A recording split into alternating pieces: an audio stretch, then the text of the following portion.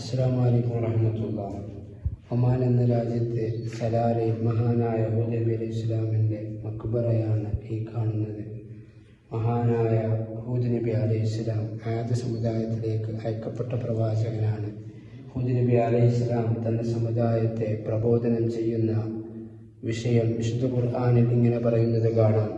യാ ഖൗം ലാ അസ്അലുകും അലൈഹി അജ്റൻ ഇൻ അജ്രിയ ഇല്ലാ അലല്ലദീ ഫതറനി അഫലാ തഅഖിലൂൻ വയാ ഖൗം ഇസ്തഗ്ഫിറൂ റബ്ബക്കും സുമ്മ തൂബൂ ഇലൈഹി യുർസിലിസ് സമാഅ അലൈക്കും മിദ്റാറാ വയസിദുക്കും ഖുവ്വതൻ ഇലാ ഖുവ്വതികും വലാ തതവല്ലൂ മുജ്രിമീൻ എന്ന് വിശുദ്ധ ഖുർആനിൽ പറയപ്പെട്ടതായിട്ട് നമുക്ക് കാണാം.